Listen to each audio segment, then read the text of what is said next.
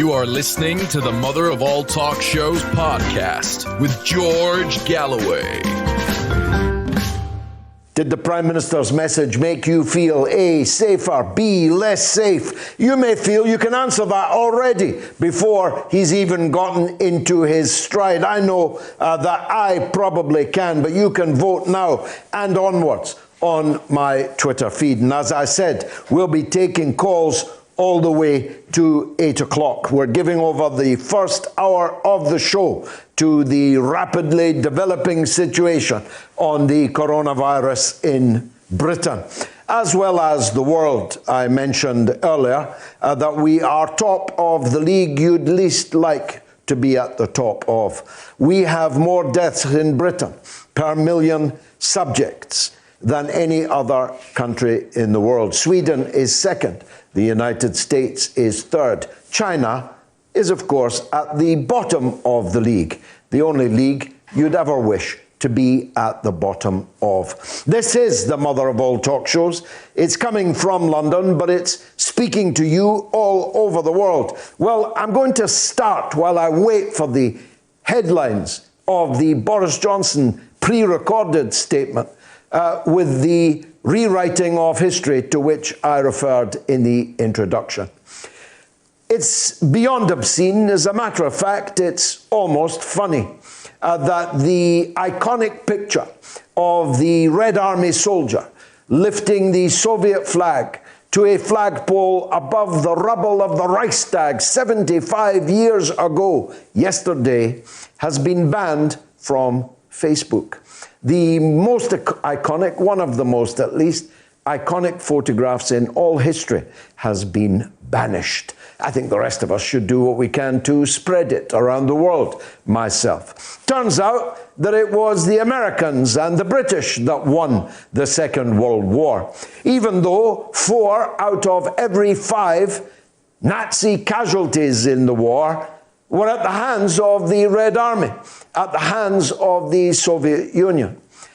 The Soviet Union lost 27 million citizens, a figure which dwarfs every other country on the earth except for China, which doesn't even get a look in on these occasions. The Soviet Union lost 27 million. China may well have lost 20 million people in the Second World War. But according to a tweet from the White House, not even Donald Trump's increasingly unhinged personal Twitter account, from the White House Twitter account, it said that the United States and Great Britain had won the Second World War. Well, talk about rewriting history. I know why they do it.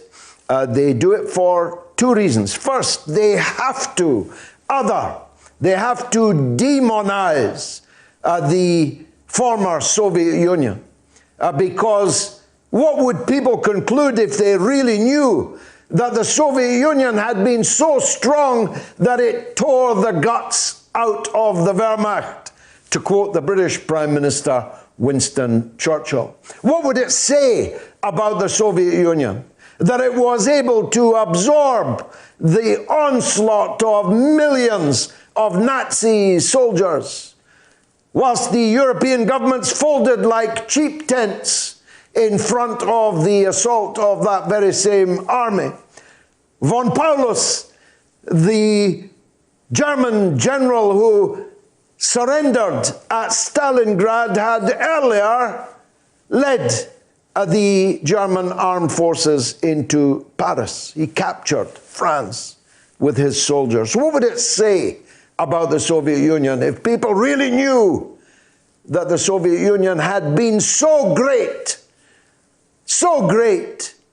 that it had destroyed Nazism, the existential threat to humanity, to civilization on this planet? And the second reason is because since the coming to power of Putin, Russia has gotten off the floor where it was lying drunk, having its pockets picked, and has begun to restore its strength, its national dignity, its unity, its cohesion, its importance in the world. Russia is one of only a few countries in the world still pursuing independent development and rejecting the incredible efforts of the United States and its allies to dictate what happens in every corner of the world. So for these two reasons, Russia and the Soviet Union have to be written out of the script. And these are the people who tell you about fake news. These are the people searching everywhere for bots and Twitter accounts that might just take a different point of view to the prevailing orthodoxy. When you rewrite the history of the victory of the Allies in the Second World War, if you're capable of rewriting that, you literally are capable of any lie, no matter how large. Now, Boris Johnson speaking now, he says that they have implemented measures and stopped a catastrophe. Well, I'm not sure if they stopped it. As I said, we are the worst in the world for deaths per million citizens. We have the second highest death toll in the world, and we are catching up actually on the United States of America, even though we have 68 million people in our country, and they have at least 4 times that, maybe 5 times that. Boris Johnson says it would be madness to allow a second spike. We must stay alert. So don't forget that. Stay alert. Look out for the coronavirus. He says that there is the shape of a plan, the first sketch of a roadmap to reopen society. He said he's consulted all 4 nations across the UK. He said, I believe that as the Prime Minister, there is a strong resolve to beat it. That's just meaningless verbiage. Although we have a plan, it's a conditional plan. We have to satisfy the 5 tests. To chart our progress, we're establishing a new COVID alert system. And here I have it now in hard copy. He says there will be 5 alert levels, from 1 to 5. 5 being the most critical. We're now at level 4. Why then did you change your slogan? Why did you change the color of your slogan? From red, stop, to green, go. Why did you abandon the slogan, stay at home, protect the NHS, save lives? Why did you abandon that slogan in favor of the meaningless, utterly risible command that we should stay alert? 2, most things you must do is reverse the number of deaths in care homes. And a world-beating system. We're going to have a world-beating system of test and trace. We are testing literally hundreds of thousands of people each day, he said. But that's not true. You never once tested 100,000, not literally hundreds of thousands of people each day. That is a brazen lie, Prime Minister. In time, you'll be able to detect local flares in your area. This is not the time to modify the lockdown. Why then did you brief the press during the week and produce all these headlines about Happy Monday, about the lockdown being over? And above all, why is your Chancellor set to outline brutal cuts to the furlough system, which will, of course, force people back to work in unsafe working conditions? Because, of course, there is no lockdown if people are faced with the choice of going hungry or going back to work in an unsafe environment. It's been said that the Chancellor is going to cut the furlough from 80% of your wages to 60%. But there's some reports today that he's planning to scrap the furlough altogether. Now, I hate to tell you this, Prime Minister. You weren't in Parliament at the time, but I was. Article 44 of the Employment Rights Act makes it a legal duty of workers and managers to walk off any job which is unsafe. I was one of those responsible for legislating the Corporate Manslaughter Act, which makes it a criminal offense for which the employer can go to prison for requiring workers to work in an unsafe environment. Now, if we have any trade unions left, if those trade unions have any idea of what their purpose in life is, those unions will be telling the Prime Minister right now, our members will not be going back to work until you have cleaned the workplace, until you have made it clear and measurable that the danger to our members, your workers, has been eliminated. Now, here's more. There will now be unlimited outdoor exercise, but you must obey the rules of social distancing. That one I support. There is evidence that the sunlight and the warmth of the current weather can be helpful, not only in potentially destroying the virus, but in improving the mental health, sense of well-being of the population. I just make this plea. Can you not jog past people, panting out your coronavirus breath in other people's faces? If you're going to jog rather than walk, can you put a mask on? Can you turn your face away as you run past other people? And by the way, is the Thames walkway a walkway or a cycle track? Mayor Sadiq Khan, I'm only asking. Fines will be increased on those who break the rules. After June the 1st, some shops and primary schools will open.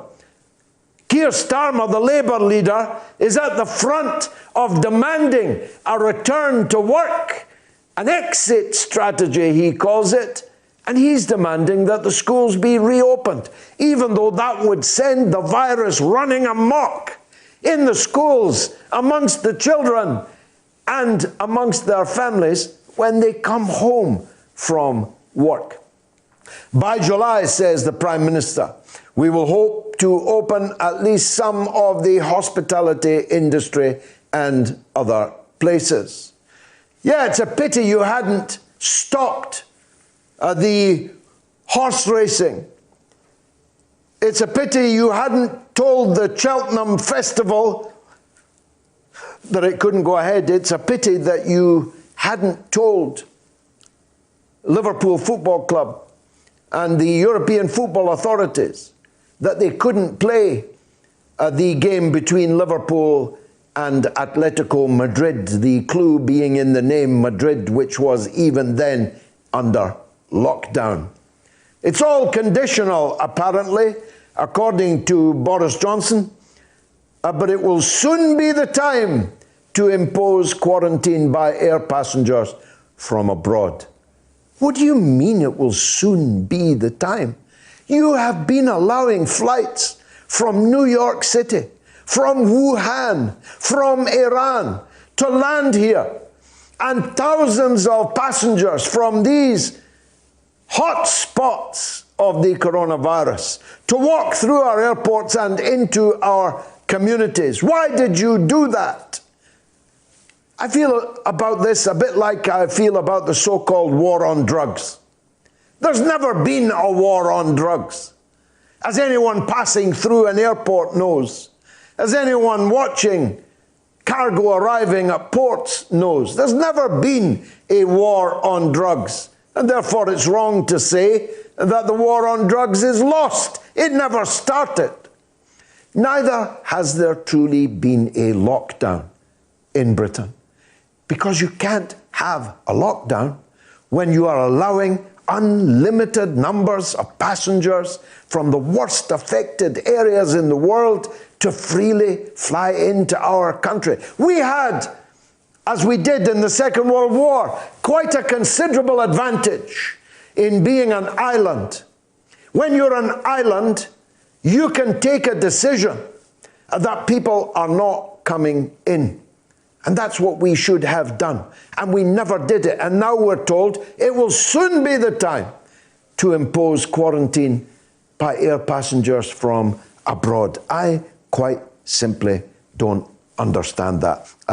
Work from home if you can, says Boris, but you should go to work if you can't work from home. Well, that's the most significant of these statements, isn't it? Work from home if you can, which is fine for people in a profession like mine. I already worked from home most of the time. But for the mass of the working class in this country, working from home is utterly meaningless. You can't do your factory work from home. You can't do your warehouse work from home. You can't work in a shop from home. You can't work in your office in most of the jobs from home. And so that statement from Boris Johnson, wrapped around with all these caveats, is the bull point.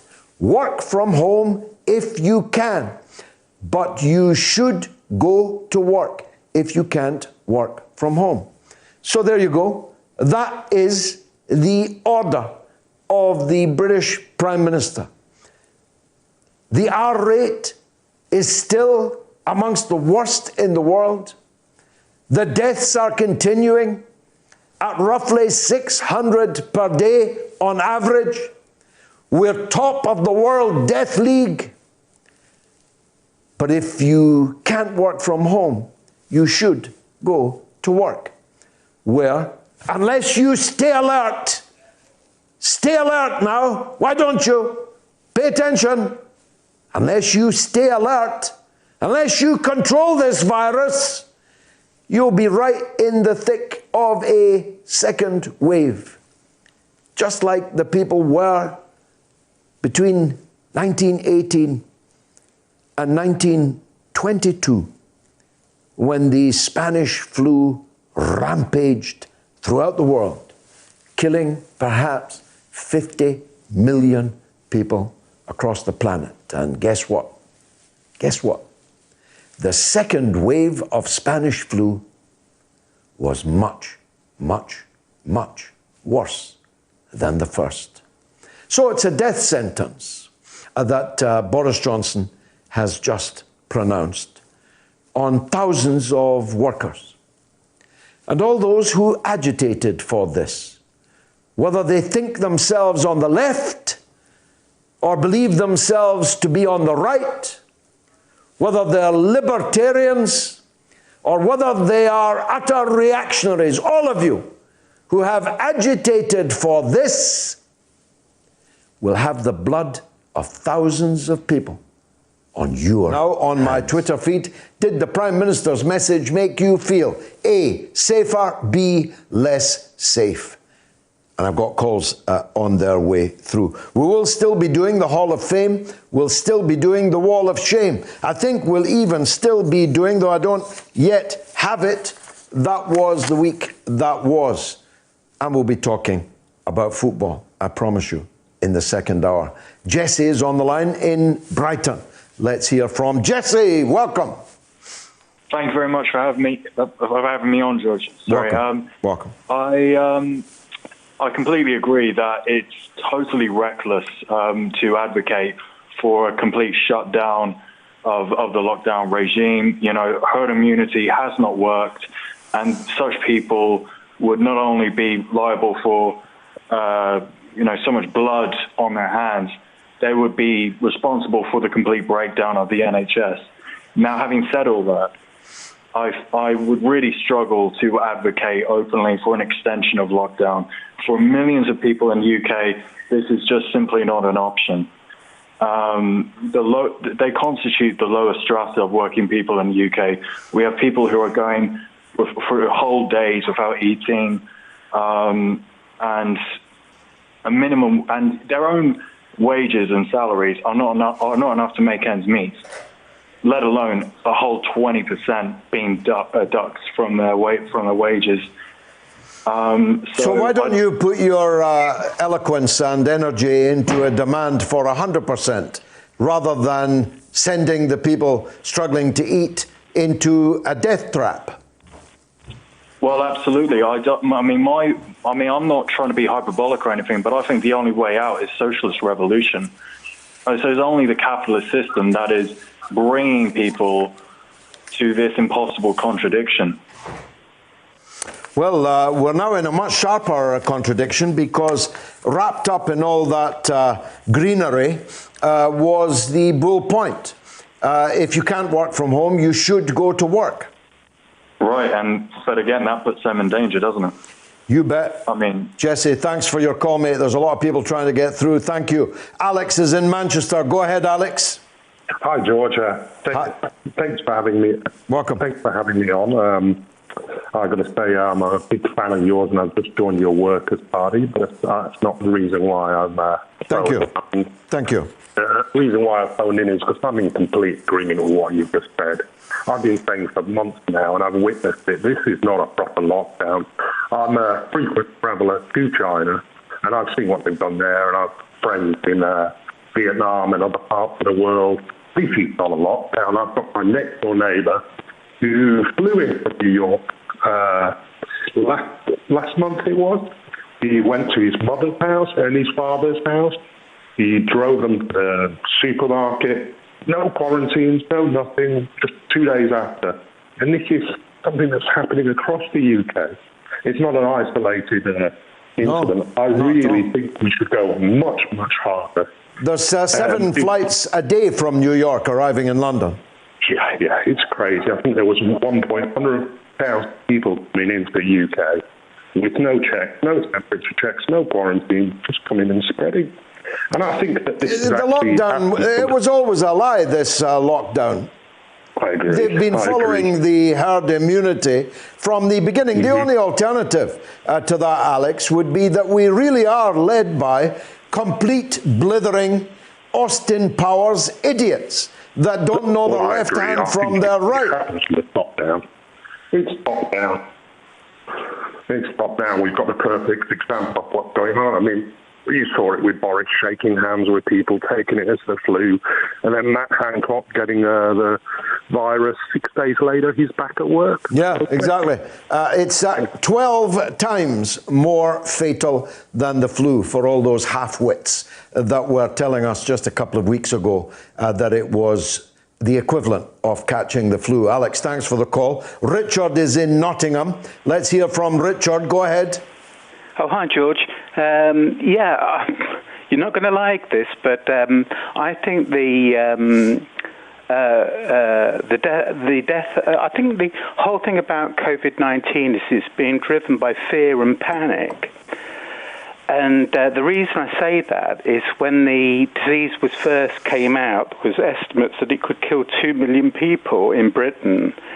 And that was subsequently revised down. I never saw that estimate. Whose estimate was that? I can't remember, but that's a pity that you can't remember.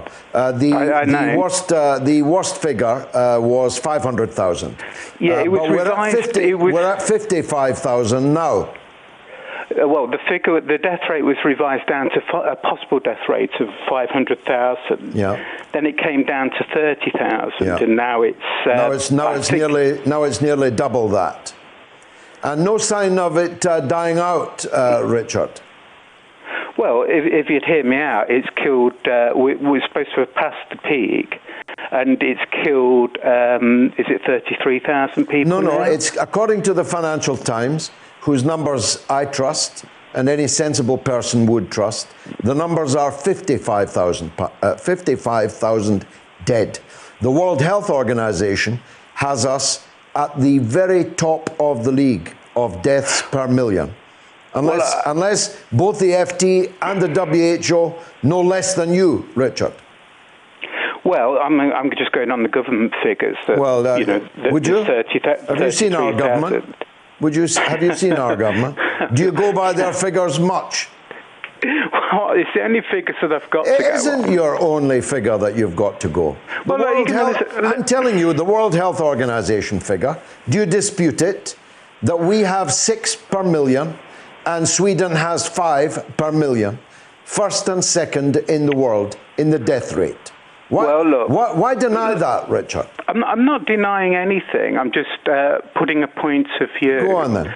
That actually the death rate, according to the government, is 33,000.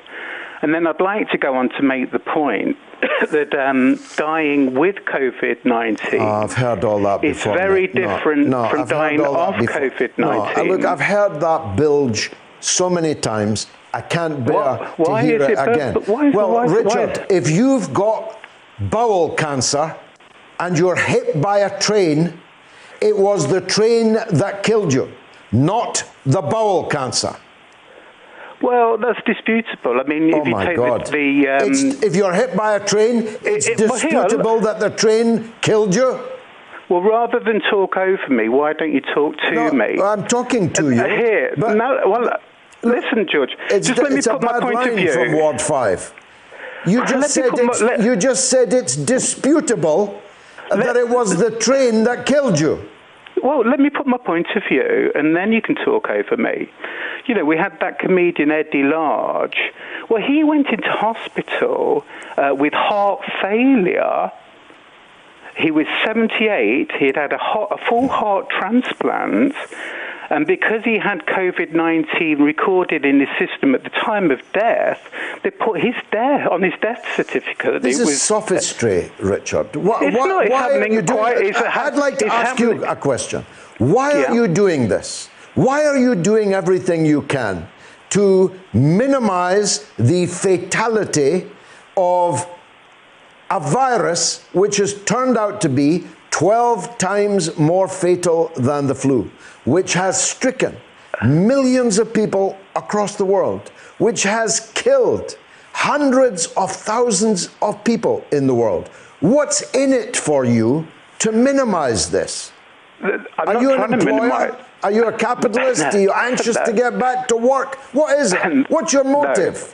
Well, all right, if you stop talking at me and rather talk to me, I'll tell you, I've got no interest at all in minimizing anything. I just want to put the whole thing in perspective.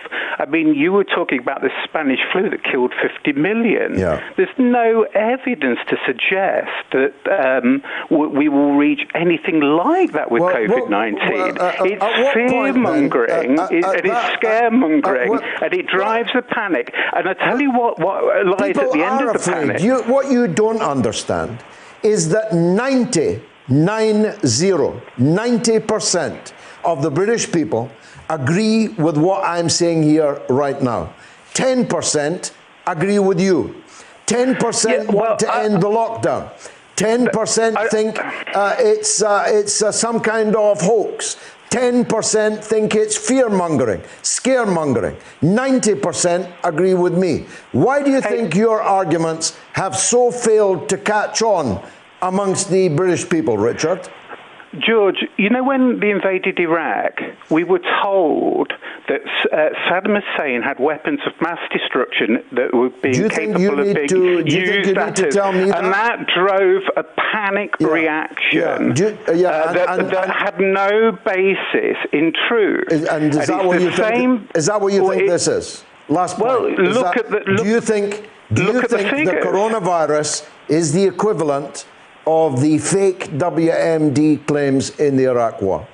I think it's the same panic that is going to is driving the ship, and that it needs to be put into a proper context. What is the context? Well, the context is that it's killing mainly very frail and old people. Very frail and old people of no importance to you, Richard? No, they are. But what we need... You got a mother or father? What we need... You got any elderly relatives? Yes, I have. Well, then why do you use such words? It's mainly killing, you say airily, old and frail people. Are old and frail people not as entitled to life as you and I? Exactly. Well, why wouldn't you just completely safeguard the elderly? But how do you completely safeguard it if everyone else is passing the virus onto each other? How do you do that? And you may be aware, perhaps you have overlooked it, that a 6-week-old baby died of the coronavirus just yesterday.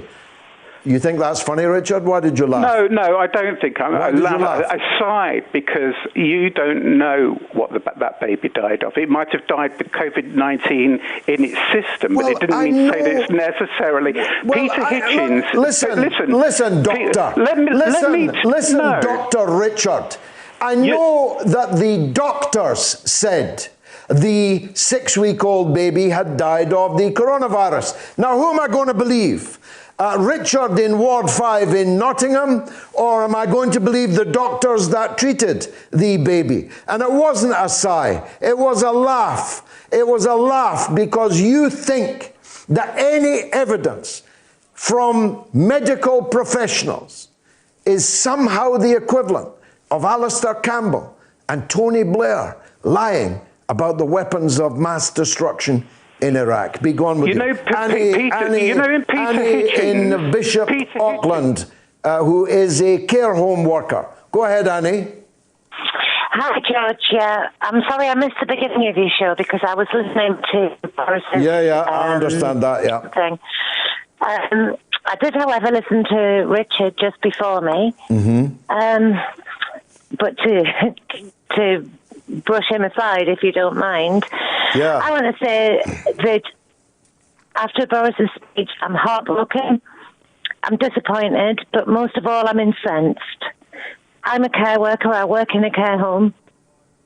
We've had positive test results. I go in every day and do 12-hour shifts, as do my colleagues, as do a lot of working-class people up and down this country.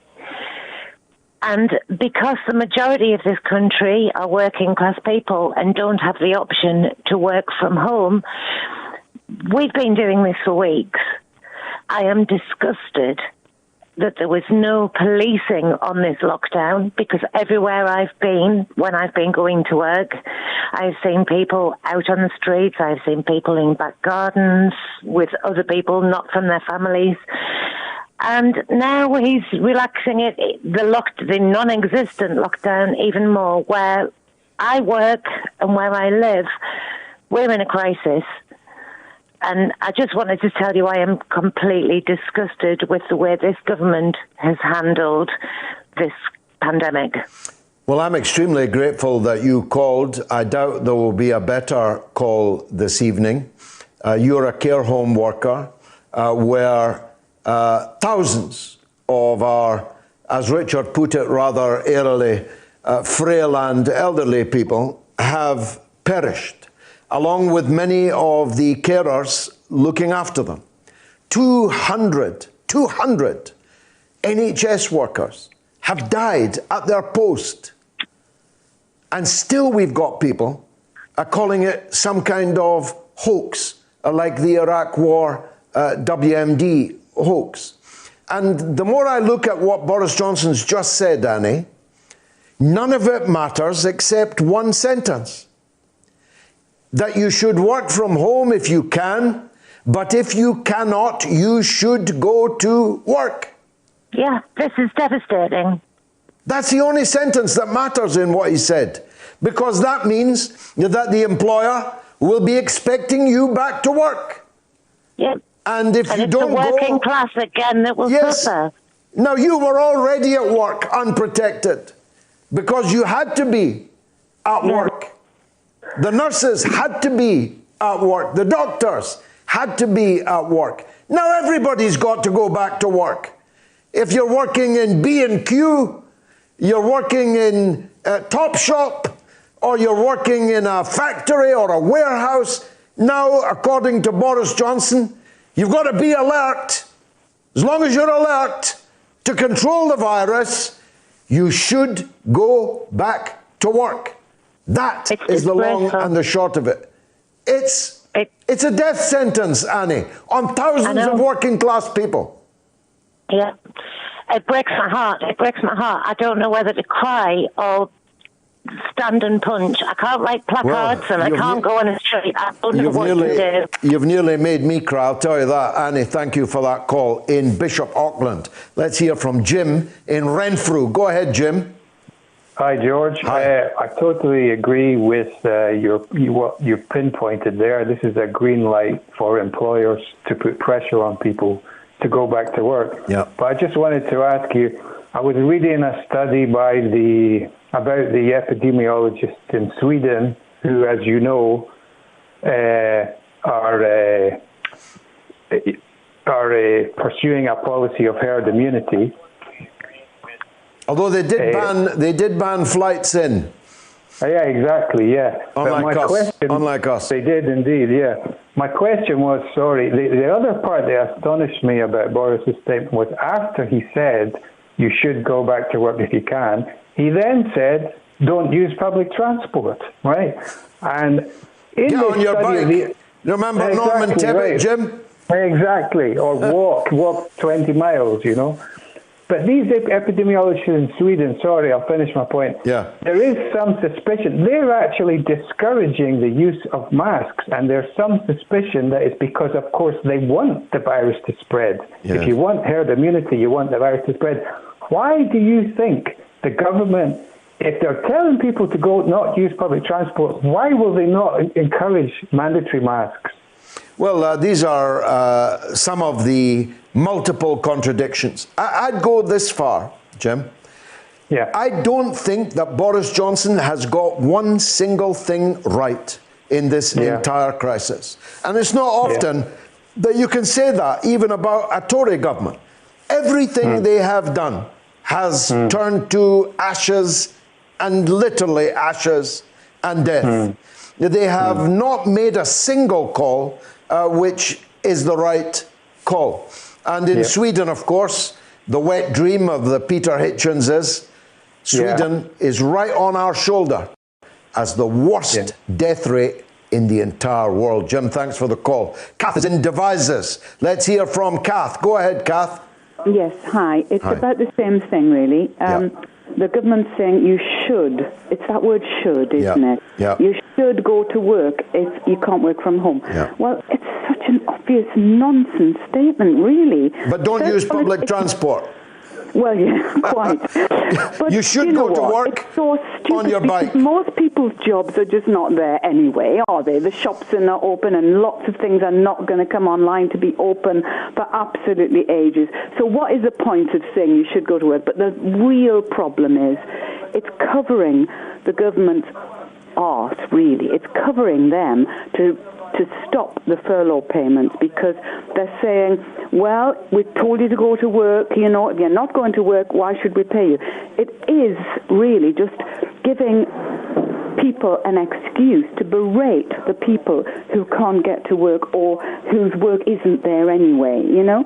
It just gives a bad feeling about these poor people who are stuck at home, who would want to be working, really, of course they would. Marvellous call, Kath. Thank you so much for it. I really appreciate it.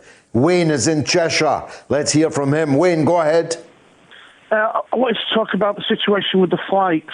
Now, I feel that during this horrible situation, that the Conservative government still want to basically adhere to the class system. And I've been to, over the last number of years, I've been to a lot of AGMs. I need to explain this so you know what's going on. Now, a lot of people, actually, I didn't realise this, fly in, they're English people, but they live abroad, they live big houses and all the rest of it. And I think the government don't want to give these affluent people a lot of hassle coming in, going out of the country. So basically, it's like the class system, they just want to leave them alone. And that's why they won't be answering any of these questions for these flights. It is one of the most discombobulating features of the so-called lockdown, that hundreds of thousands of people from abroad, including the worst affected places in the world, have been allowed and are continuing after tonight to be allowed to fly in here without even a temperature check at the frontier, never mind being put into quarantine, which is what is happening virtually everywhere else. Certainly everywhere else that they have managed this. I'll remind you that the death rates in China, in South Korea, especially in Vietnam, where the death rate is zero, with a border with China, the track and trace, test, contact trace, embargo on all entry into the country has kept their death rates at the bottom of the league, whilst ours has reached the very top. Wayne, thanks for the call. David is in Bedford. Go ahead, David. Hello, good evening, George. Good evening. I'm actually an expat. I live in Bulgaria. Okay. But my wife's in the UK as a care worker. Okay. And I have just returned to give her emotional support because she's so stressed. Okay. I was appalled that I could just walk through the airport without any checks at all. And when I saw that the country's in an economic lockdown, but doing nothing for the virus compared with other countries. I'll give you an example. Isn't it? Yeah, when I left in April, on the 17th of April, and arrived in Bulgaria, I had my temperature taken. I had to fill a form in with my phone number and saying where I would go and self-isolate. Every single day during the 14 days lockdown in my house, the health service rang me to ask me what my temperature was. The local mayor was the only person that came to the house and did my shopping for me twice during the 14 days. And this was in Bulgaria? Yes, and people there without a mask on are getting fined equivalent to about 6 months of an average salary. That is an amazing call, David. I'm really grateful to you for it. Let's take Chris in East Kilbride. Chris, go ahead. Hi, George. How are you? Yeah, good. Nice to hear you. Go on. Right. George, I'd just like to point out a little thing that's actually happened to my family. My sister actually caught COVID-19 from, she's actually works in a private care home. Now, what actually happened is she ended up in hospital. She was very sick, thankfully. Thankfully, she's recovered, and she's now on a 3-week line. The private care home has now told her she's getting statutory sick pay. What's your thoughts on that? Well, I'll tell you what I've started a campaign for today, Chris, and you should pass this on to your sister.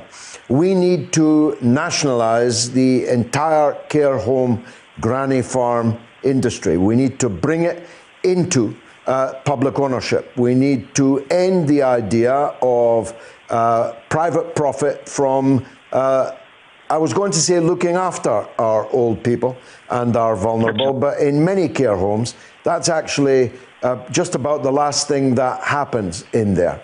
These care homes are all now in danger, apparently, of financial collapse. And as they collapse, the government should take them in. We need to look completely, comprehensively, differently at the way we treat our elderly people. I have advocated all of my life for a reform to the taxation system, which would allow people to expand their homes, build granny flats, convert lofts and so on to make space so that people could keep their elderly people at home, as any civilized society should do. And where that's not possible for any variety of reason, the condition of the elderly person, or they may not have family and so on, then there will have to be care homes, and these care homes have to be part of the NHS and social care system. So the care home in question, I don't know if you're prepared to name it, has an absolute obligation to its workforce, never mind a legal obligation to its clients. And if it's not living up to its legal obligation to your sister, then action needs to be taken. Can you say which care home it is, or is that difficult? I think that would be difficult because I'm not in the position to do that. All right. However, I think it is a disgrace. I think it's something that you championed so far, and I'm really pleased that you're doing that. And thanks very much for your support. Thank you. God bless you, and give your sister my regards. Please, I appreciate it, Chris. Did the Prime Minister's message make you feel A, safer, or B, less safe? You can vote now on my Twitter feed. And lots of social media coming in on all platforms. A Twitter user says, Boris is an idiot. The government doesn't know what it's at. They just can't be trusted. Death on their hands. And Kovichny says, worried for the English, grateful they are on their own island, separated from the rest of Europe. But hey, at least they got Brexit done, sort of, almost. And Max says, my partner works in cosmetic surgery. Her employers are forcing them back next Tuesday under the guise they are wearing a face mask, so don't have to abide by the 2-metre rule. Georgie says, brilliant address to the MOATS nation just now. Thank you, George. No one should be forced into a danger zone to work. As you stress, it is legally wrong as well as morally wrong. Thank you, Georgie. Dave says, is it me, or are the only things that are going to be allowable from Wednesday are those things that the government has already lost control of, thus turning an inglorious defeat into something we should all feel grateful for? And on Facebook, Andy says, I'm disputing I've been hit by a train. And on YouTube, Alfred says, you can't stop the virus, you can only delay it. Protect the vulnerable and their carers. Let our immune system do what it's been doing for 100,000 years and get on with our lives. Or deaths, Alfred, you might have added. And one email, Paul says, it now seems that the narrative is changing on the furlough scheme. The people who've stayed home will now be portrayed as the new idle through choice, villains. No furlough means the pittance and sanctioning of universal credit. I guess that's the plan. Well said, Paul. Now, Lisa Nand is not just a travel writer, she's the queen of travel writers. Her podcasts on travel are an absolute must. Even I have done one with her. And she joins me now, I'm glad to say, to look at what this all means, Lisa, tourism's dead, isn't it? Foreign tourism. It will never come back. I want to say no. I'm desperate to, even though I'm a travel professional, I'm Googling coronavirus travel every day and looking what the Foreign Office is saying and that sort of thing. I want to say no, it's not dead. Who would have thought that would have people like British Airways in trouble, Virgin Atlantic in trouble? But, with the quarantine, Boris Johnson referred to the quarantine. He didn't say exactly what it was going to be. He said something along the lines of there will be a quarantine. But the travel industry are terrified. They think it's been bashed enough and this will be the last sort of bashing, and essentially might kill it off, hopefully not for good, but definitely for a long period into the future. You better get doing some podcasts in Britain's coastal resorts and the Highland wildernesses, because that's where any sensible person is going to go for their holidays from now on, no? Well, you say that. However, inbound tourism and domestic tourism is worth a lot of money. It's worth £127 billion to us a year. Who's going to come into the country? There's not enough people here to go on holiday and sustain all the businesses that travel involved. It's not just about the airline. It's about the tiny B&Bs, the hotels, the Airbnbs, the cleaners, the musicians, the waiters, the restaurants, all of that. When you think about all the industry that the travel industry entails, this is a massive loss to the country. It's not, some people will be saying, and rightly so, that health is more important and why are you moaning about your holiday? It's not about, well, it is a little bit about that as well. Other people will be desperate to go abroad, but it's about the economic impact. It's absolutely disastrous. Now, why should we save Richard Branson's Virgin Airways?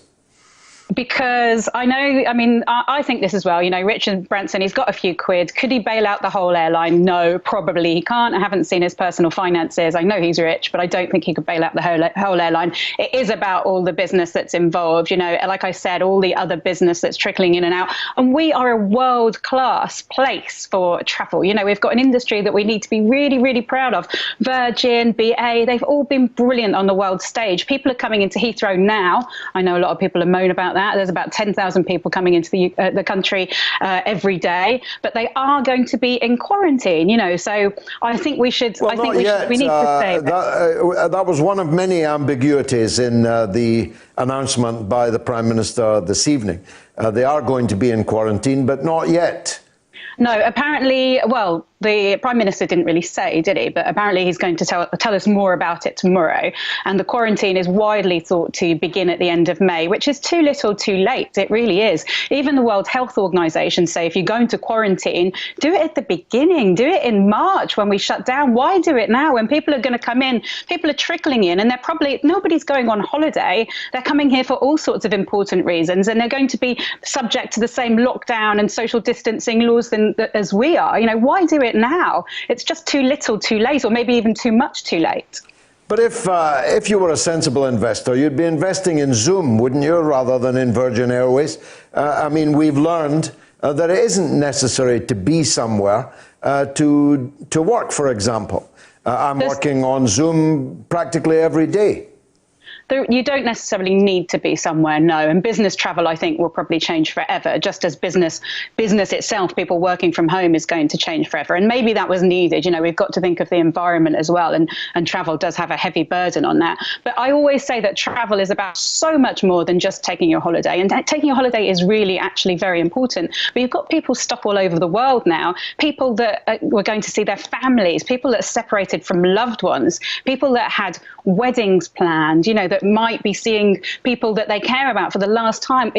Travel is about so much more than going on your holiday. So, I mean, yeah, there are things about the industry that needed to change, but not the whole decimation of the industry. You know, it's terrifying. The virus is terrifying. I'm not taking away from that, but this is terrifying for the industry. Unfortunately, we lost Lisa there. Lisa, thank you very much indeed. It was short, but it was very sweet. Thank you. Now, of course, it's not just in Britain, though Britain is now, according to the WHO, the death capital of the world in numbers per millions who have perished. Sweden is second. The United States is third. And in terms of actual numbers, of course, the United States has far and away the largest number of cases and the largest number of fatalities. And it's the bad luck of the incumbent president that it's all happening not just on his watch, but in the few months before the next presidential election. Garland Nixon is my colleague working in America as a radio talk show host. He's a political analyst of note, and he's a good friend of mine too. Garland, welcome back on board the Sputnik. Let me ask you first off, on the face of it, the mess that is the United States, its economy, its healthcare system, its inability to handle this tsunami of death and suffering from the virus, that must spell death for Donald Trump now, don't you think?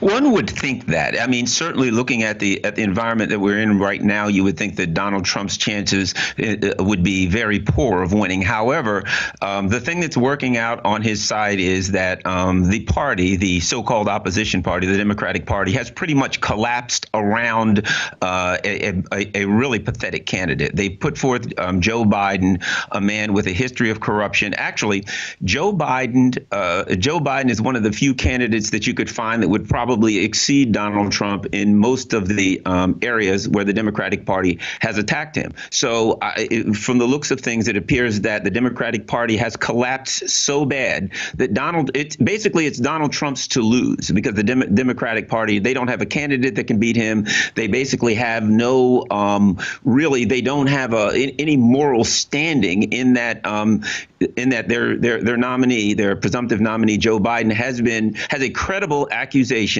of sexual assault, and the Democratic Party is doing a 180 on all of their arguments about, protecting women and sexual assault. So the party is an absolute disaster right now, and that could spell victory for Donald Trump.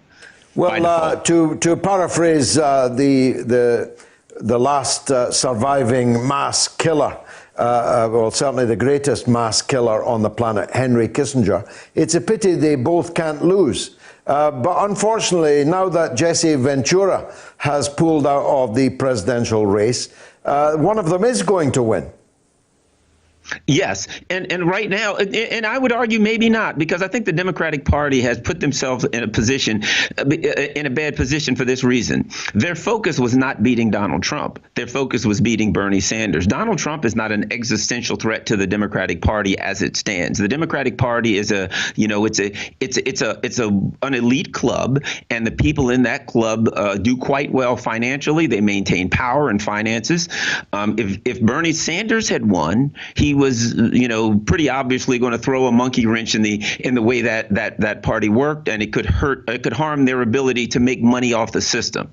Donald Trump, if they lose to Donald Trump, it doesn't matter. Their fundraising is great, and everything will continue in the same way that it has. So in an odd way, the Democratic Party, from their perspective, has already won by holding off a challenger to the left that would have held them to account. So now they don't have to be worried about being held to account. They simply say, well, Donald Trump's a bad guy, and if we lose, who cares? We can do 4 more years of this. Yes, I see that. I see from his basement, though I'm not sure he knows he's there, Joe Biden occasionally stumbling over an auto cue. But they've clearly adopted the policy of giving Donald Trump enough rope to hang himself. And the more I see of the press briefings of Donald Trump, the more I'm surprised that men in white coats aren't coming on to take him away. His statements, for example, this week about one of Vice President Pence's staff having tested positive, if that wasn't a parody, it was a performance by a man who quite clearly is unhinged. Yes, and if you look at, let's start here. If you look at the United States right now, this country politically, it's a sad state of affairs. When you look at our nominees, when we put forth a guy who's basically a clown in Donald Trump, and another nominee who's barely cognizantly aware of his surroundings, as you said, what does that tell you about this country right now politically? And look at our foreign policy team, Mike Pompeo, a raving lunatic. So, these guys are reflective of what the United States political system has become, an absolute disaster.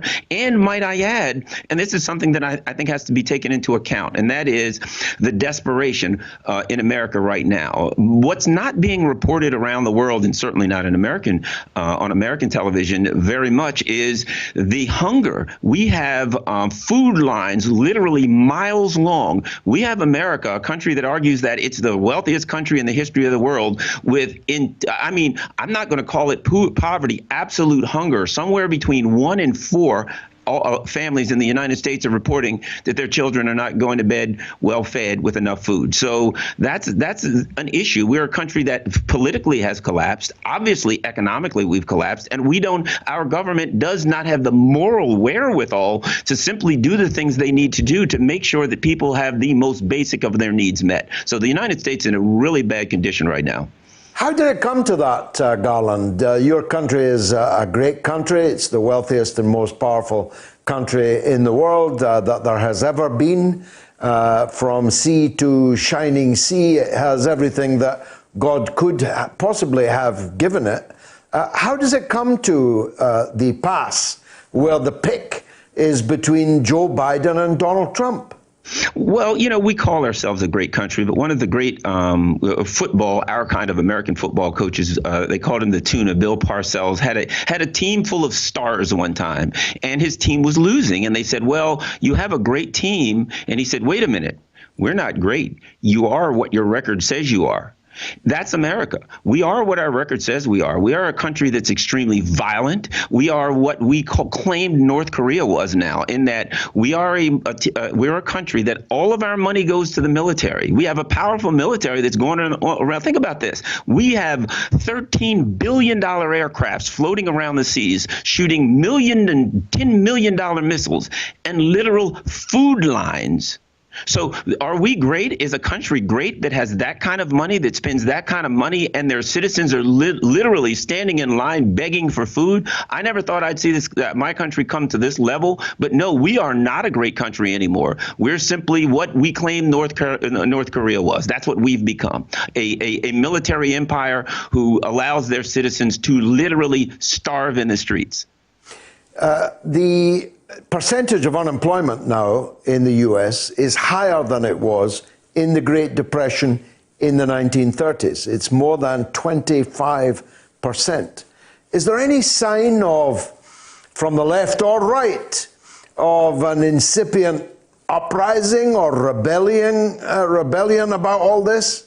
I haven't even seen sign of a left or right. I've seen sign of an oligarchical leadership. Right now, Donald Trump has put together a team of people to determine when the country's going to reopen. He has Tim Cook on there, Sheldon Adelson, Robert Kraft. So he has a team of billionaires to decide the direction of the country. So we already know who they're going to look out for. And I honestly believe this. One of the reasons that the United States has not taken the necessary action to ensure that people have their needs met, giving them some money, something for food, is to create an air of desperation. If the government says, well, we want to open up immediately, and it goes bad and a lot of people perish, well, they'll be blamed. But if they create an air of desperation, then people are begging to go back to work so they won't starve to death. And if it goes bad, which it quite likely might, then they can simply say, well, you guys asked for it. So I think that's part of the problems. The billionaires are in charge everywhere, and they're going to look out for the billionaires. Now, of course, because the schools are closed, there's fewer mass school shootings, but the racism hasn't gone away. I saw some shocking footage this week, I think it was in Boston, of the police savagely attacking black people in the streets on the guise, at least, of social distancing offenses. In this pressure cooker that you described so eloquently, the racial tensions in the United States are potentially going to erupt if it's a long, hot summer. Well, I expect those types of things to erupt. When you have this kind of economic pain, when you have people who can't even meet their most basic needs, you're going to have social unrest. We have a country that told people you have to be locked up for the next eight weeks, and it certainly appears that may have been, what needed to be done. But they've done nothing to mitigate the poverty. They've just simply said you have to be in your home and you have to have enough money or whatever to handle it, which most Americans don't, and they're doing nothing to mitigate it. And so things are going to heat up. Certainly there's some racial divisions in America that have existed for centuries. But with this type of frustration, fear, and stress, I expect that we'll see a lot more social unrest. And, maybe once there's social unrest and things start to fall apart and their cash cow starts to melt down, maybe then and only then the billionaires will think to save their own hides and to save the economy that's making them rich. Maybe they'll do something then, but certainly not before. Garland Nixon, thanks for joining us on the mother of all talk shows. Let's go back to the switchboard where Chris in Bo'ness is up next. Go ahead, Chris. Hi, George. Hi. Hi, good to speak to you. And you, mate. I've just got a very short point to make. I'm a good supporter of you, and I like everything you're saying, more or less. But I must pull you on one stat you just brought out at the very, very beginning of the show, where you mentioned that the UK was ahead of the death per million due to this dreadful disease, and Sweden were close behind in second place. Yeah. And I'm currently looking at the stats from today, Statista, who I follow closely, and according to the stats from today, May the 10th, 2020, Belgium are top of the league, death per million 75. Whose stats are these, Chris? These are Statista. Yeah, but I'm quoting the World Health Organization. No, I don't follow the World Health Organization. I'm quoting the WHO figures. Right, okay, well, I'm looking at... I think that's a bit more serious than something called statistics. Well, these are 12 o'clock lunchtime today. Belgium has the first against, followed by Spain, followed by Italy, followed by the United Kingdom. Are we comparing apples with pears here, Chris? I'm talking about the deaths per million. Yes, that's what I'm talking about, George. I'm talking about the deaths. I'm looking at the screen now. I tweeted this before the show. You can scroll down on my Twitter feed. You can look at the figures. It's a bar chart. And it's, I'm afraid, indisputable that our deaths per million are over 60, and Sweden's are very close behind, and the United States very close behind them. Well, not according to these figures. Look on my Twitter feed, Chris. Look on my Twitter feed, and you'll see the WHO bar chart that I was referring to. Brambo says, since when did herd immunity get such a bad reputation? Seems to have served our species well for quite a few hundreds of thousands of years. Well, we've kind of come on, Brambo, you know. We kind of, since the Second World War and the death of fascist eugenics, we kind of feel responsible for the old and the weak. We kind of feel that it's, well, a bit primitive just to let the weaker members of the herd perish. Shahid says, send that bumbling Boris Johnson to the NHS to clean bedpans. Only then will he appreciate the life and death value of personal protection products. And Ola says, I didn't listen to him, I have to admit. I can't stand him. I thought there couldn't be a worse PM than May, but oh my, this one is the worst by far. No leadership at all. And on YouTube, Orion says, George, will you talk about all the protests in Germany, Australia, and London? People have had enough, I think. Well, the protests in London were a couple of dozen people at most, and that included the journalists. I did see the American Taliban armed to the teeth with automatic weapons, storming into various Capitol buildings in the various states, causing the governors to flee. Is that what you had in mind, Orion? Really? And on Instagram, Rob says the disaster is yet to come. And Tommy says no time for austerity during a global emergency. Let me take a quick break. Radio Sputnik. Tune in every Wednesday to Loud and Clear with Brian Becker and John Kiriakou for a regular segment called Beyond Nuclear, where Brian and John discuss nuclear issues, including weapons, energy, waste, and the future of nuclear technology in the United States, with Kevin Camps, the radioactive waste watchdog at the organization Beyond Nuclear. Listen on Wednesdays right here on Radio Sputnik. Want to talk? Get in touch with us at radio@sputniknews.com. Now, Dr. Tim Walters joined us last week in advance of very important decisions being made around the world about the restarting of the football season. I wanted to hear from him an update on what's happening, partly because I'm missing the football so very, very much. And he kindly agreed to come on. Dr.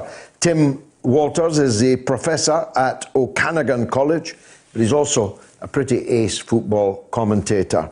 Tim, thanks for coming back. What can you do to update us on what's happening now on the football front? Well, the Premier League clubs are meeting tomorrow, George. Originally, I think the plan as part of so-called Project Restart was that they were going to be voting on the official details of that plan, but it now seems that's going to be deferred because there's a bunch of dissent about how to bring football back. So they're just trying to essentially iron out the details of the general outline of the plan, which is to follow other leagues like the Bundesliga, which starts next weekend, in resuming play probably in June. At grounds across the country. Where those grounds will be is one of the things that they're arguing about. Playing the games behind closed doors, obviously.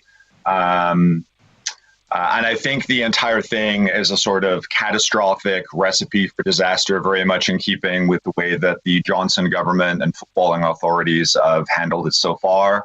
But unless there's some kind of massive upswell of opposition to this idea, I think that's the path that they seem to be heading on. I would imagine at some point within the next week or so, they'll be announcing dates and so forth of where things are going to resume. Now, why are you so skeptical about it, and what would you do instead, Tim? All right, well, it's a sort of complicated question. I'll start with the context. So I think that if and when we look back at the past couple of weeks and the way that the government's handled this across all different sectors, obviously, but focusing on football in particular, the thing that is going to become very clear is that March 11th was sort of a key date. On March 11th, the WHO declared that this was a pandemic. That same day, Boris Johnson went on Facebook and posted an interview from Downing Street, this fireplace chat with the Deputy Chief Medical Officer, Dr. Jenny Harries, and specifically talked about why it was the case that football had not been shut down so far. So that same day, Liverpool played Atletico Madrid. The previous weekend, there had been a full slate of fixtures 3 and 4 days beforehand. The Manchester Derby happened that weekend. The Cheltenham Festival happened that weekend. And so medical experts have already begun to kind of crunch through the numbers. And a company called Edge Health out of the UK that supplies a lot of data analytics to the National Health Service have just focused on 3 of those events. So they focused on the Cheltenham Festival, where there was 150,000 people. They focused on the Manchester Derby, 73,000 people. And they focused on the Liverpool Atletico Champions League tie in Liverpool, 52,000 fans, 3,000 of which traveled from Spain. In Spain, they already would have been prohibited from attending a football match. So the analysis that they have come up with suggests that those events led to an increase in the 20 to 35 days later in the number of deaths in those communities of between 2.5 and almost 4 additional deaths per day. So that's just looking at 3 events, and that adds up, of course, in the weeks that have followed that. So I think that week is going to go down in football history as the period when the government and footballing authorities allowed policies to be enacted that led directly to the deaths of several hundred football fans, their family members, their friends, other people that live and work in the communities that surround those stadiums. Tomorrow is the 35th anniversary of the Bradford fire, where 56 fans lost their lives. We just had the 31st anniversary of the Hillsborough disaster, where 96 fans were murdered. Both of those horrible episodes were directly caused by government policies around football and by the treatment of fans by footballing authorities. And I think that the week before Johnson made that speech is going to go down in football history as the deadliest week when many hundreds of people unnecessarily lost their lives as a result of bad decision-making on the part of the authorities. And I think exactly that same logic that led to those unnecessary deaths is going to continue on even under a plan to play football behind closed doors. If you play football behind closed doors, you still need, as I talked about last week, upwards of 300 people, players, coaching staff, trainers, officials, media people, security people, et cetera, et cetera. There's not a way in which you can have tens of thousands of individual interactions that by definition cannot maintain social distancing rules, played in a condensed period of time that will maintain the safety of those workers, not just the players, but the other people in the stadium. And I think that the desire on the part of the government to bring people back so as to convey some semblance of normalcy, and to be able to convey to people this completely delusional illusion that everything is okay, is going to lead to the deaths of players and other workers in those stadiums, and that is completely avoidable, but seems to be the direction in which they're heading. And that's something that sort of, insofar as he actually said anything in the speech that your prime minister made a few hours ago, is very much in keeping, it seems to me, with the government's general policy, which is to pretend that everyone is in a lockdown, quarantine, while at the same time sort of covertly nudging everyone back to work so as to get the economic gears again. And to me, that is risking the lives of working people in ways that are absolutely unnecessary. Football players do not have to go to work. You were talking earlier about workplace safety and union regulations in your country that make it illegal for employers to force people back to work, and that is going to be exactly what's happening with football players. Bundesliga players at Dynamo Dresden have already tested positive since they resumed training. 3 Brighton players have tested positive, including a new player testing positive just yesterday. So I think it's completely unnecessary and to be avoided at all costs. I do have a kind of alternative to the proposed plan that I have been advocating for the past month. You can read it on sportingintelligence.com or on my Twitter at Tim L. Walters. And I'll definitely do that, and I hope you'll come back maybe next week, Tim, when we know what the Premier League has finally decided. I'm very grateful to you for that update, and everyone should check sportingintelligence.com and follow you on Twitter at Tim L. Walters. Tim L. Walters. Dr. Walters, thank you very much indeed for joining us. Well, did the Prime Minister's message make you feel A, safer? 19%. B, less safe? 81%. Wow, that is amazing. That poll's closing in 7 minutes. You can still vote on my Twitter feed. Let's take a call from Luke in the Wirral. Go ahead, Luke. Hello, George. Good evening, mate. Good evening. Nice to hear from you. Go ahead. Yeah, you too. Basically, I want to get straight to the point. You know, all this money printing that goes on with the quantitative easing, you know, when the banks need the handout from all us taxpayers. Yeah. And obviously they get it every time. That there's no, you know, we don't really have sort of a say in it, do we? So they just get it. And but now we're in a pandemic. We're in this awful situation where people are dying all over the world and everything. But would it be all right if they can do a bit of money printing for us, you know, to keep the furlough going so we can stay at home and keep it's people absurd. safe? Look, it's funny money already. So the 80% of your wages figure was just plucked randomly from the money tree. It was equally possible for him to underwrite 100% of your wages. You don't have to go to work because we don't think it's safe for you to do so, but you won't lose money.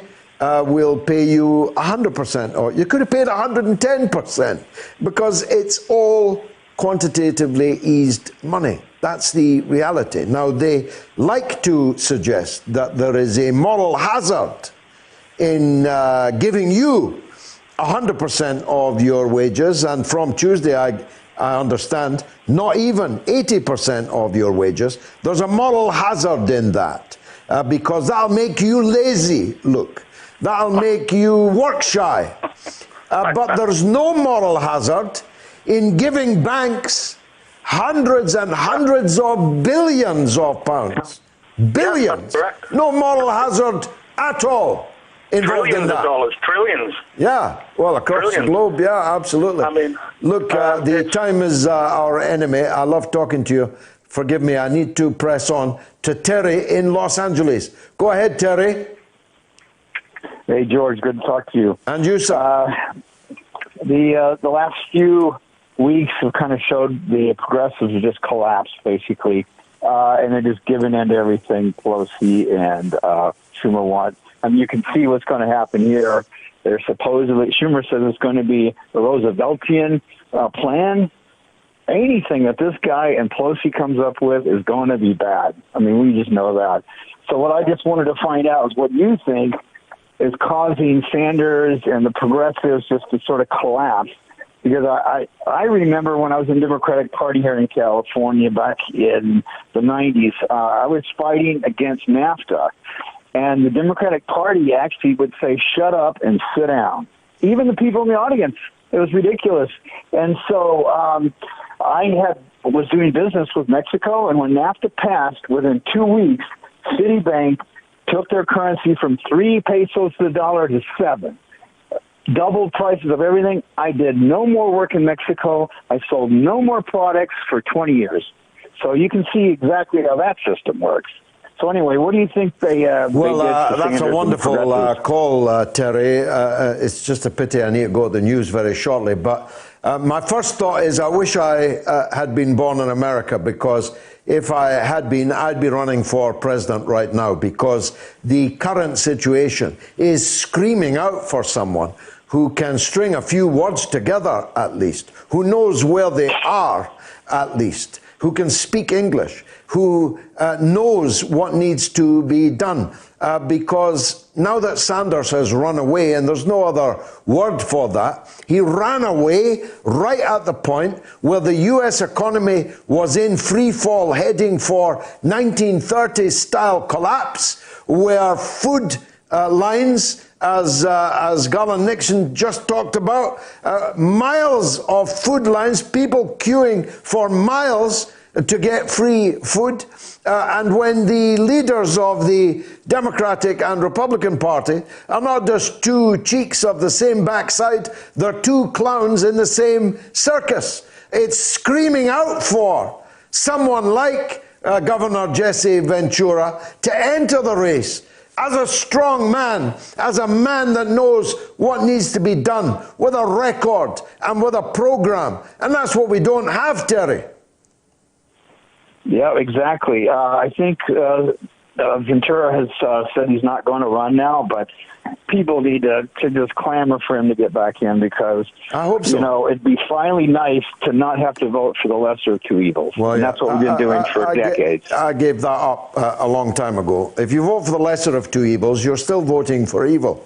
And you're making sure that next time round, the choice will be even more pernicious, even more evil, because if they know that you'll vote for evil, as long as it's slightly less evil than the other guy, then why should they put up anybody that isn't evil? Terry, thanks. A wonderful call. Okay, the Prime Minister's poll is done. 81% of you feel less safe. 19% of you feel safer. Here's the new poll.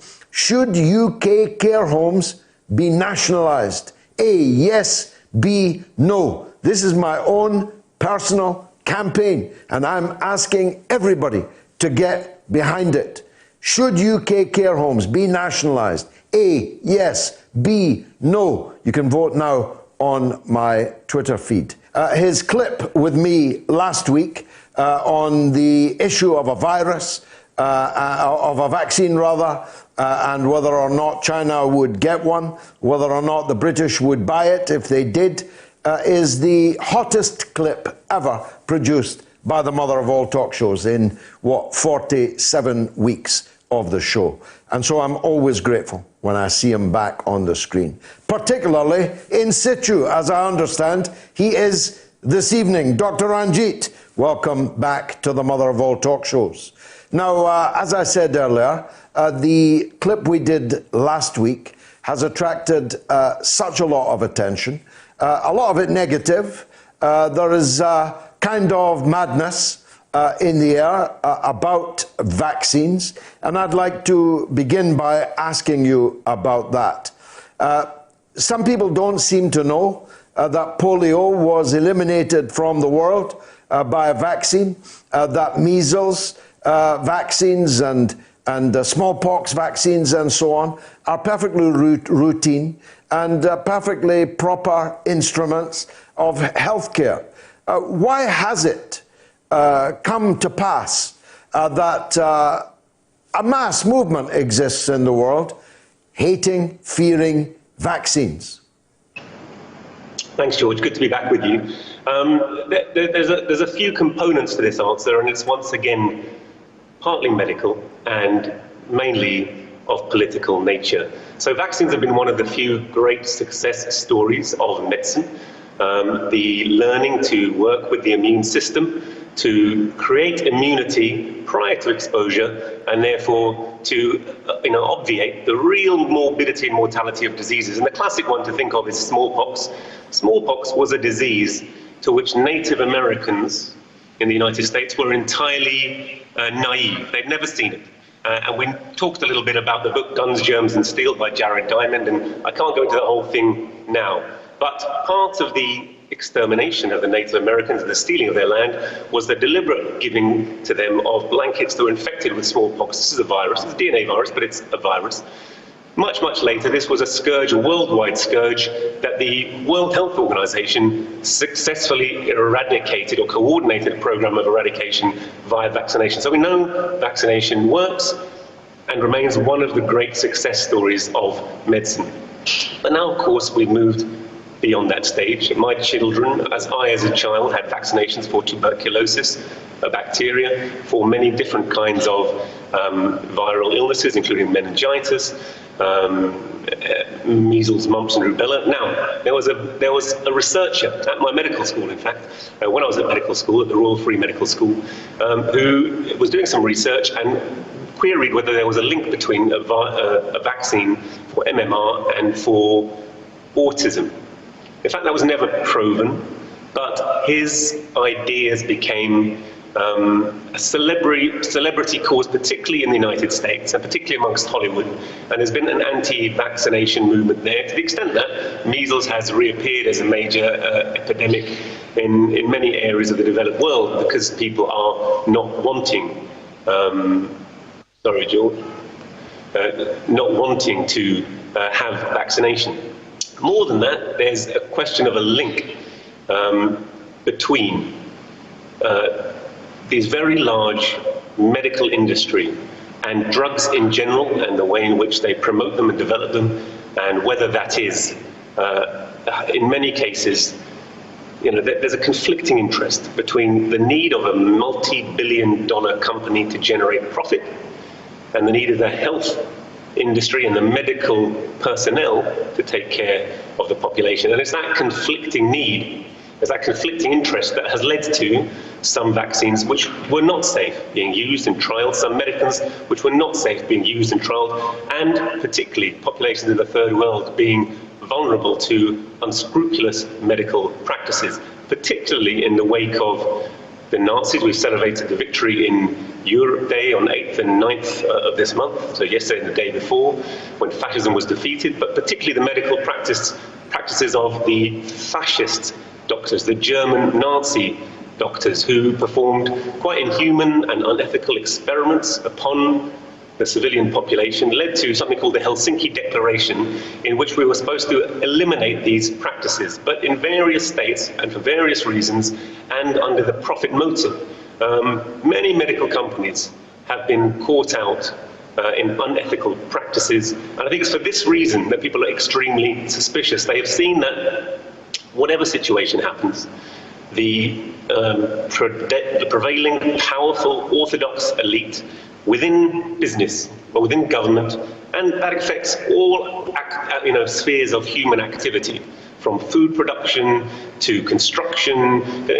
Not to say that there's anything wrong with eating food, nothing wrong with living in houses, and there's nothing wrong with medicine, but the way in which it's administered and developed is often seen to be opaque and against the interests of the mass of the population. And I think for these reasons people are extremely skeptical, and they rightly point out, for example, if you look at the Jenner Institute and AstraZeneca, who are collaborating to try and develop a vaccine, they have gone into mass production before they have the tests of their vaccine. Now, they're very much hoping that that mass production will be backed up by the fact that their vaccine works.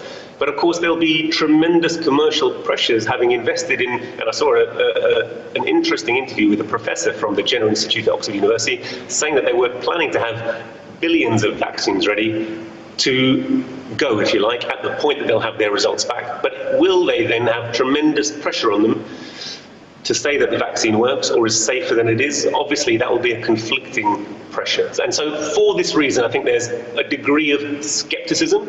But, you know, the technology of vaccination is a fantastic technology. It does offer a way out.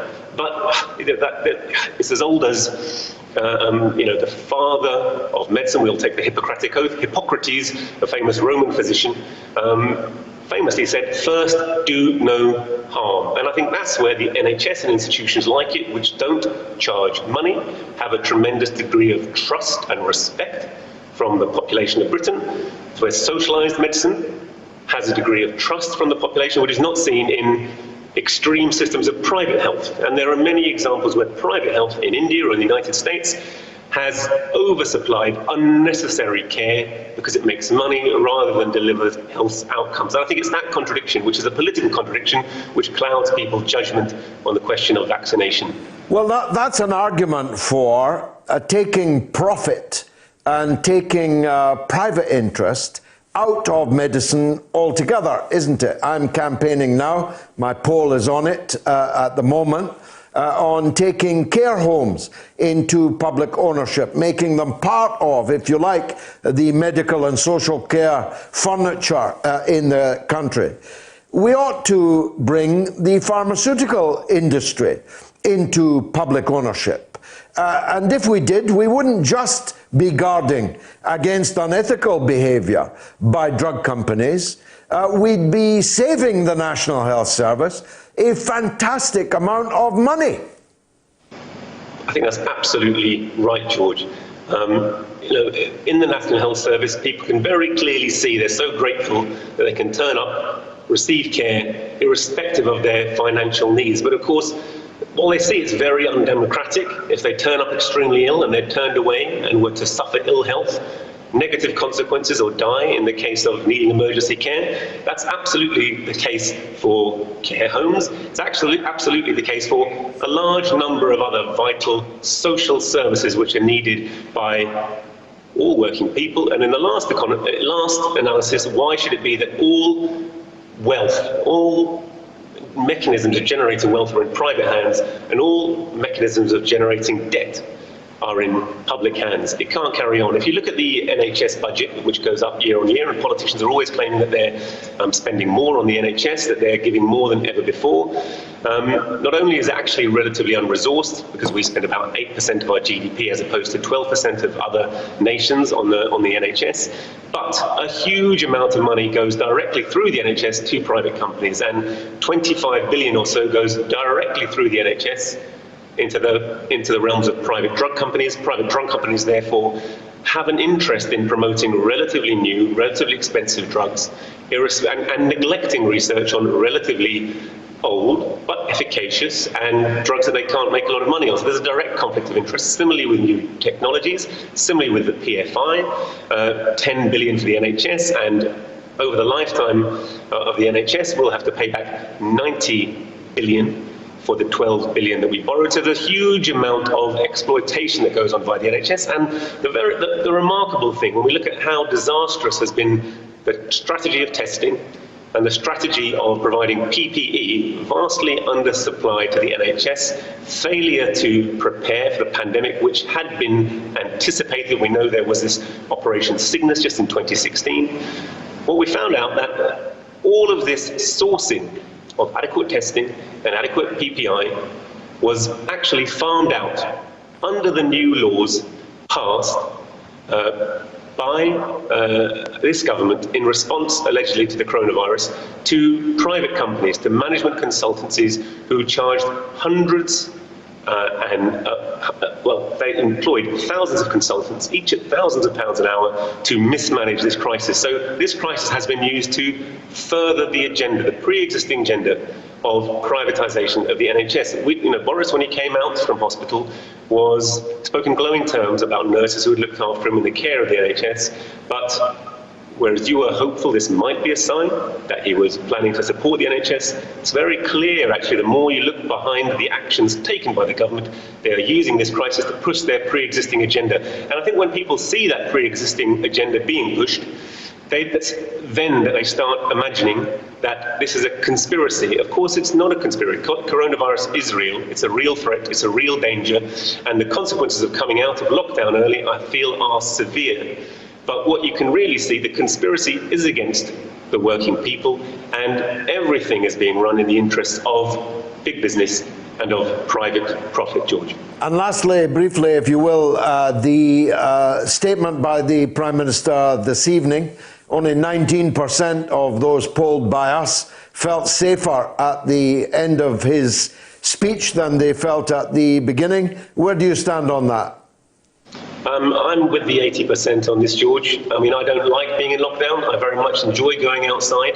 But I think the way to come out of lockdown is to eradicate the virus in the population, as has been done in China. We're very keen not to learn the lessons of adequate testing, adequate tracing. And when we bring up tracing, I'm afraid the government doesn't have the ability, it seems, to employ people to pick up the phone of people who have, and phone those who've had a positive test, go and visit them, find out who were the people around them who they've been in contact with. That's the way to trace. What they're coming out with are big tech solutions which are extremely intrusive, where data from the NHS will now be shared with GCHQ. And of course, that makes people rightly suspicious of their motives, whereas the simple measures of testing, finding out where the virus is and protecting the population, I'm afraid these were the things that were neglected. And coming out, when we're still seeing that there are hundreds of deaths a day, a few fewer deaths, but hundreds of deaths a day, when we're still seeing that our ITUs have many patients, our hospitals have many patients, I'm operating on patients who have this virus, I'm caring for patients on the ward who have this virus. If we come out of lockdown and we're forcing people back to work in a vulnerable situation, then we will see, I'm afraid, another spike in deaths. And it's worth pointing out that, in fact, bus drivers per capita of the population have a higher risk than doctors. So frontline workers will not be immune from this situation, George. So I think it's early to come out of lockdown, but more importantly, I think the correct measures that could really have controlled the virus have not been taken. Well, he said tonight, Doctor, and I'm quoting him directly, anyone who can't work from home should be actively encouraged to go to work. And that's a potential death sentence on workers going into what by any standards are potentially lethal environments. It is, George, and we've seen that this is not just the disease of the elderly. 20-year-olds, 30-year-olds, 40-year-olds, 50-year-olds, 60-year-olds can and are dying. We've seen, in order to clear space within the hospitals to treat people with coronavirus, we've funneled people into care homes, and it means that there's a prevalence of the disease in the community, which we're not sure what it is, but it's definitely still present. And once the population starts moving around freely again, there will be another increase. And it is a falsehood to say that it's our response to the coronavirus that is called the economic crash. The economic crash and the consequences of that are there, and it's the businesses that have been bailed out, and by pursuing this move, it's going to be further reducing the support available to working people, forcing them back to work, yes, in an unsafe situation. Thank you very much, as always, Dr. Ranjeet Brar, doctor and physician, surgeon and MOATS medic. Thank you very much for joining us. Should UK care homes be nationalised? Yes, 84%. No, 16%. Vote now on my Twitter feed at George Galloway. Let's take some calls. Here's one on Venezuela. Mike in South Carolina. Go ahead, Mike. Hey, George. Great to talk to you again. And you, sir. Yeah, it is Orwellian what they're doing as far as rewriting history of the USSR and Russia. And organizations, but it's also a crime what's happening in Venezuela at the direction of the United States. our president here, who welcomed Juan Guaido into the State of the Union address as the president of Venezuela, who put a price on Maduro's head, which has led to this coup attempt by these mercenaries who went down there and tried to, capture, the Maduro, the actual president of the country. Amidst all the sanctions and the stealing of all of Venezuela's assets, which your country is also involved in, as far as the gold that they have in the British banks.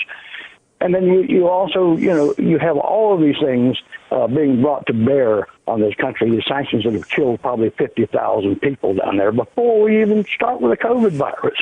I mean, it's insane that these people, these mercenaries, go down there and they do this. Many of them killed, a couple captured, and those that are captured, give you the documents, where Juan Guaido has signed off on this, and they didn't do this without the support of the American government. What is amazing, Mike, what is amazing is that it wasn't just with the support of the American government, but with the official opposition to the American government. The Democrats are supporting every act of aggression against the government of Venezuela. How can this pass through the news with just crickets? Nobody's talking about it, and this ought to be front and center of everything that's happening, because it's just another example of how empire is working to overturn the will of the people in South America, just like it always has. Brilliant call, Mike. Brilliant call. Thank you very much for making it. Laura is in Pembrokeshire on the Boris Johnson issue. Go ahead, Laura. Hi, George. Hi. I have a question, actually, and it is, what do we think it would actually take for a British Prime Minister to resign in this day and age? It's a very good question. I can't understand why Mike Hancock, the Health Secretary, has survived, I must say. He's got front-line responsibility for a series of blunder after blunder after blunder. But there does seem evidence, Laura, that Boris himself is coming under pressure now, both from the public opinion numbers in terms of this lockdown, where 90% of the people of Britain are against the policy that he just announced this evening. And inside the Tory party, you've got people who are angry at Johnson for not going even further in sending our people into death traps. So maybe Boris Johnson's position is beginning to be a little less secure. What do you think? Well, I mean, I keep seeing figures of around 50% of British voters are in favour of Johnson. And I also saw how many lies were told in the campaign for the recent election, and how many, it seems like how many lies that get told all the time, and figures that are wrong and all of that kind of stuff. I just feel like personal political integrity and culpability seems to have disappeared in this country. I think you're right. I think you're right. You're absolutely right about that. And people keep coming back from disgrace. You would have thought after the Chilcot inquiry, for example, that you would never see Tony Blair's face again. But in fact, Tony Blair is on the television more than almost anyone else in this country. And he's calling all the shots inside the opposition Labour Party. His man, I say his Pinocchio, that he fashioned, is now the leader and unchallengeable. So you're right. I mean, standards have definitely slipped. And things that would have had to have come to light, such as the Russian report, the investigation into Boris's dealings with Jennifer Arcuri seems to have been shelved. All sorts of things like that would have, not gone unnoticed before as being a scandal that needs to be addressed. Now, I almost feel like Boris Johnson is bombarding us with so many scandals that we can't keep up, and none of them get looked into. Well, of course, we're supposed to have a fourth estate in government, in political life, in public life. That fourth estate being the journalists and the broadcasters. But they have allowed these things. That Russia report you refer to, and the Akuri report. Why are journalists not asking where these reports are? I think some are, but it seems to be lost in the ocean of you know. And it's the same on the other side of the ocean, isn't it? It's the same in the United States. Yeah, absolutely. I mean, you almost, this is slightly off topic in a way, but you almost see like the whole Jeremy Corbyn anti-Semitism thing is mirrored with Bernie Sanders. It's like, it's bizarre how things are mirrored across. Yeah, it worked. It worked in both cases. Laura, thanks for that lovely call. Glenn is in Carlisle. Let's hear him. Go ahead, Glenn. Hi, George. Great to speak to you. Thanks for having us on the show. I do really appreciate it. Welcome. I would also take the opportunity to commend you as well, as a member of the Workers' Party of Britain, commend you on your talk you gave on yesterday night about the heroic victory of the Red Army. Thank you, yeah. People can still watch that, by the way, Glenn. They can still watch that on my Facebook page and on my YouTube page. This was a public meeting we had last night commemorating the victory of the Red Army on the 9th of May. Glenn, thanks for that. Go ahead. Yes, no, like that, I have to commend you on it. It's very moving and very, well deserved and, Thank you. Brilliantly put across, I have to say. I've been starting to share it with my friends and I've encouraged them to watch it. Thank you, sir. And it's entirely right. We should commemorate it, as you say, because without it, swastikas might be hanging from our windows today. Might have been done so for the last 75 years. Exactly. Maybe until now. Maybe until now. Yeah. Yeah. The reason I called, and the main reason I wanted to speak to you this evening was, I mean, partly some of all of the comments I think show how bafflingly naive and willfully ignorant some people have been about this, which astonishes. I mean, it astonished me to begin with. It astonishes me even now. How willfully ignorant, how almost as you said, defying of all rationality, like Broadmoor levels of denial and naivety about it. Which just astonishing. Thankfully, they seem to be in a minority, but it is a minority. Yeah. They've got a big voice on social media. They make a lot of noise, but actually they're a very small percentage of the public. Yeah, which I think they're fueled by people's lack of trust in the government these days, and people's lack of trust in experts, as Ranjeet was intimating before, quite rightly. And people have a right to distrust the government, but it seems that people can't hear evidence and can't hear factual information when it's staring them in the face. Such as the and there are malign actors, there are people who fill their boots from the stirring up of that kind of madness. There are people who sell DVDs and books and fill halls and make a lot of money on both sides of the Atlantic from these insane conspiracy theories. But it's by and large down to what you just identified.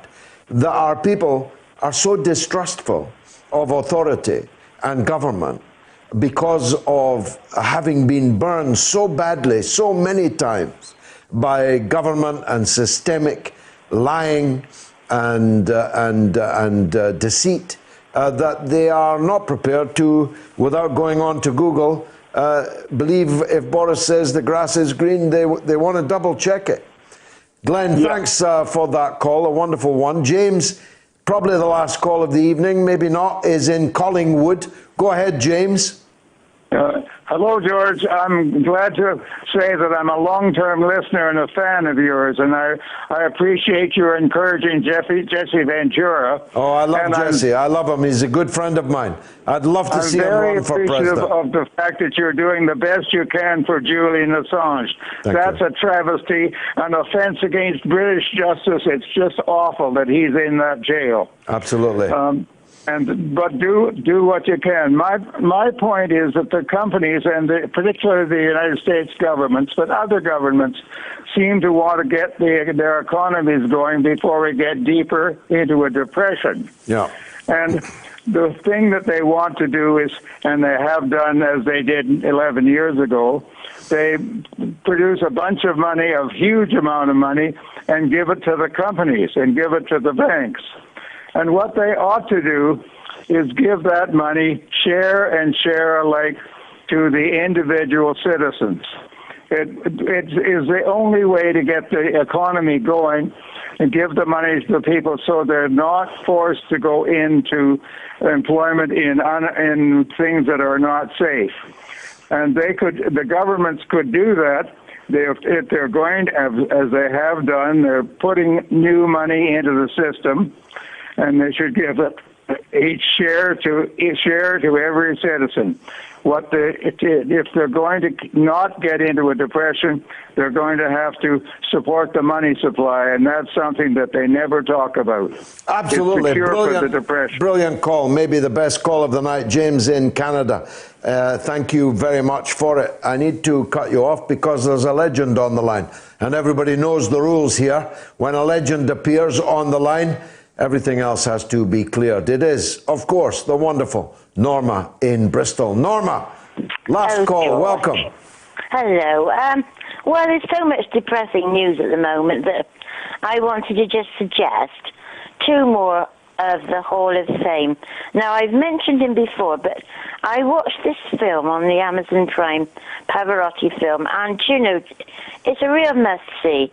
I mean, okay, we all agree that he had a magnificent voice, Luciano Pavarotti. It's the voice of God. It's the voice of God, yeah. Norma.